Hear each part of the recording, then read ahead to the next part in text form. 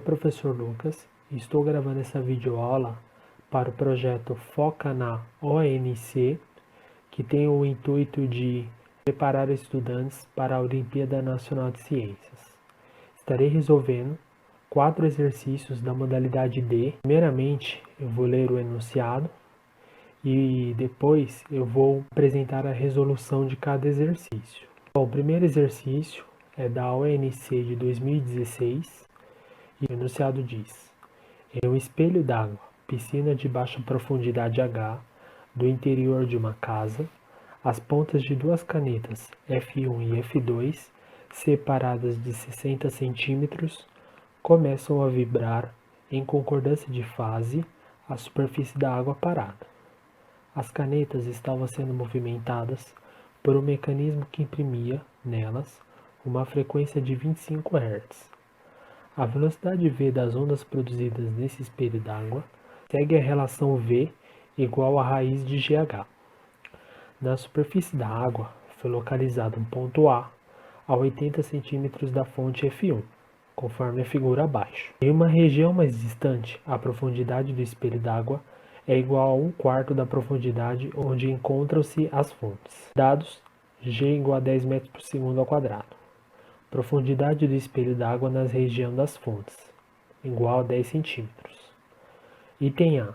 Qual o comprimento de onda para as ondas geradas pelas canetas? Item B.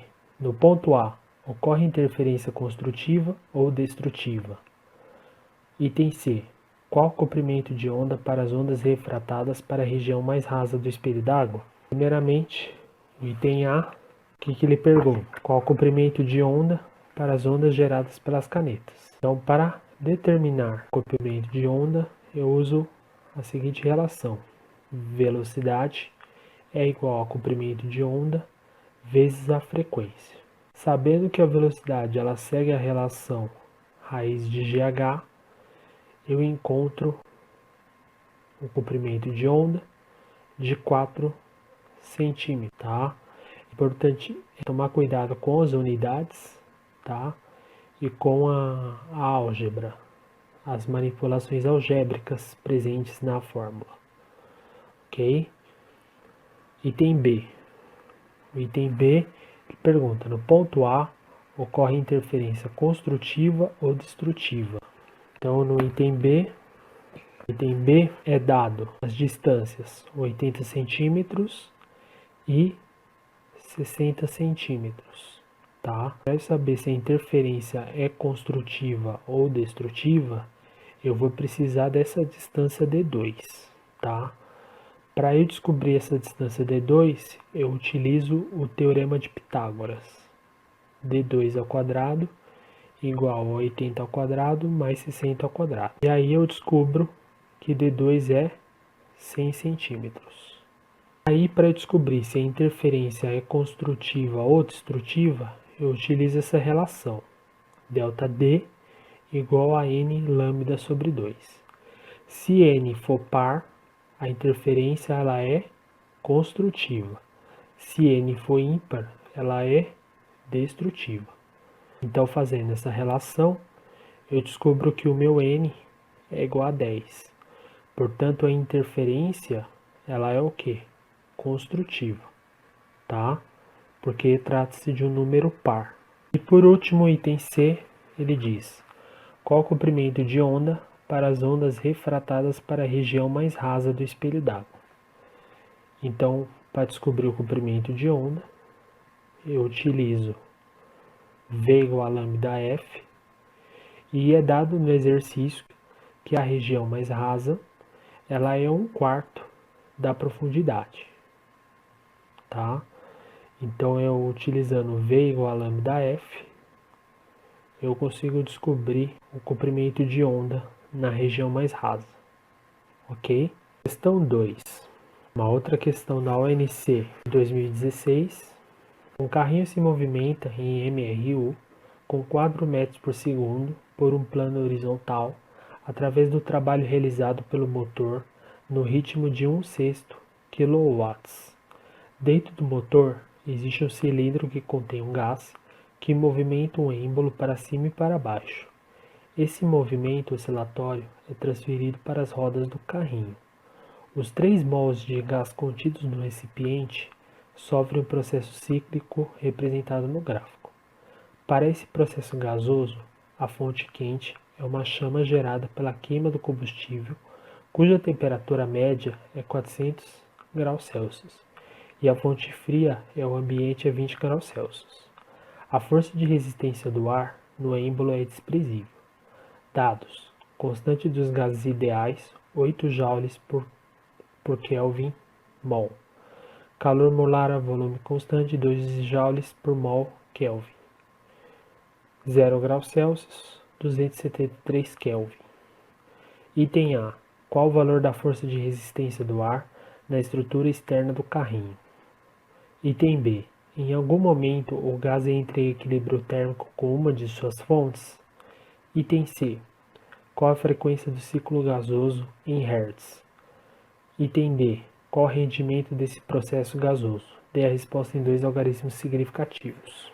Então, item A, para eu saber a força, como o carrinho está em movimento retilíneo uniforme, a resistência ela precisa ser igual à força que o carrinho exerce no chão, ok? Como o carrinho se encontra na horizontal, nós podemos utilizar a relação que a potência é a força vezes a velocidade, ok? Então, sabemos a potência, a força e a velocidade. E com isso nós determinamos a força de resistência do ar, que é 400 newtons. No item B ele pergunta: em algum momento o gás entra em equilíbrio térmico com uma de suas fontes? Então, para eu saber, eu preciso olhar o gráfico, tá? Preciso utilizar a equação de Clapeyron para determinar a temperatura em cada ponto. Então, nós temos aqui a temperatura no ponto A, no ponto B, no ponto C e no ponto D, tá? É possível perceber que quando ocorre uma mudança de pressão do ponto A até o ponto B, existe uma constância na temperatura. Então esse é o ponto em que ocorre o equilíbrio térmico, tá? Item C. Qual a frequência do ciclo gasoso em Hertz? Para saber a frequência, eu tenho que calcular o trabalho em cada ponto. Do ponto A até o ponto B, do ponto B até o ponto C, do ponto C até o ponto D e do ponto D até o ponto A, tá? Esse é um processo que gira em sentido horário, tá? Porque se trata de um motor, tá? De acordo com o ciclo de Carnot. Então, sabendo o trabalho em cada ponto, eu somo e descubro o trabalho total, que é 9.600 joules. Com isso, descobrindo o trabalho total, eu descubro o tempo em que ocorreu esse ciclo, tá? Então, a potência é o trabalho por ΔT, 9.600 é o trabalho total, 1.600 é a potência, dividindo um pelo outro, eu encontro 6 segundos. O que é esses 6 segundos? Ele pode ser interpretado como o quê? Como um período. Então, a partir disso, eu consigo encontrar a frequência, que deu 0,16 Hz. Tá? Por último, o rendimento. Qual o rendimento deste processo gasoso? Rendimento, basta eu saber a temperatura no estado frio e a temperatura no estado quente, conforme é dado no exercício. Ambas essas temperaturas têm que ser convertidas para Kelvin, tá? E com isso, eu encontro o rendimento de 0,57. Agora vamos para a questão 3. Um capacitor plano é alimentado por uma pilha seca que obedece à equação abaixo. Aí tem a equação. As placas do capacitor foram separadas uma da outra. Uma pessoa soprou um punhado de talco em direção à placa positiva. O talco era composto por inúmeras partículas iguais que paravam ao atingir a placa positiva. Em seguida, cada uma passou a se eletrizar por contato. À medida que uma dessas partículas adquiria uma carga elétrica que ganhava movimento, atingindo a placa negativa com 12 vezes 10 ao quadrado metros por segundo. Durante a experiência, 100 milhões dessas partículas de talco atingiram a placa negativa. Dados: número de Avogadro 6 vezes 10 a 23, carga elementar 1,6 vezes 10 a menos 19, fém da pilha 1,5 volts, massa de cada partícula de talco 1 micrograma. Despreze os efeitos gravitacionais e resistência do ar. Item A: qual quantidade de carga elétrica transferida de uma placa para outra por essas partículas de talco? Item B: quantos mols de átomo de zinco serão transformados em íon de zinco durante o processo? Então, item A, sabendo que 1 grama por mol de talco é 6 vezes 10 a 23, de acordo com a constante de Avogadro, eu descubro quanto que vale 1 mol de 1 micrograma de talco, tá? Com isso eu descubro que a molaridade é 6 vezes 10 a 17. Aplicando a relação Q igual a NE, onde Q é a quantidade de carga elétrica, N é o número de elétrons e E é a carga elementar do elétron, que vale 1,6 vezes 10 a menos 19. O N nós desdobramos e vira massa pela massa molar, tá? E aí eu determino que a quantidade de carga elétrica é 2,6 vezes 10 a menos 43 coulombs. Item B. Item B, ele pergunta: quantos mols de átomo de zinco serão transformados em íon de zinco durante o processo? Nós sabemos a massa atômica do zinco na tabela periódica. Como na equação só tem um zinco, né? A equação está balanceada, então é importante verificar o balanceamento nesse exercício, tá? Como a equação ela está balanceada, então a massa molar vai ser 65,38 vezes 1, tá? Porque só tem um zinco, a relação ela é de 1 para 2, né? O zinco ele vai gerar 2 mols de elétrons de zinco, tá? Então a relação ela vai ficar 65,38 gramas por mol. Agora vamos para mais um exercício da UNC, a questão 4 de 2017. Ela diz: um raio laser de cor vermelha, 4 vezes 10 a 14 Hz, incidiu em um prisma de vidro. Esse raio era horizontal e a base do prisma também estava na horizontal, conforme retratado pela figura. Dados: C igual a 300.000 km por segundo, que é a velocidade da luz. Índice de refração do vidro, 1,5. Item A. Qual o comprimento de onda da luz emitida por esse laser quando ele estiver no vidro? Dê a resposta em nanômetros.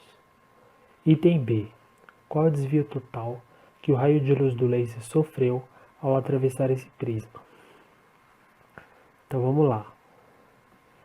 Item A. Para resolver o item A, eu preciso utilizar a relação da velocidade. A velocidade é o quê? Comprimento de onda vezes a frequência. A velocidade que vai ser utilizada é a velocidade da luz. Então vai ficar C igual a lambda vezes F. Com isso, eu descubro que o meu comprimento de onda é 7,5 vezes 10 a menos 7 metros, tá? Porque eu resolvi tudo com as unidades do sistema internacional.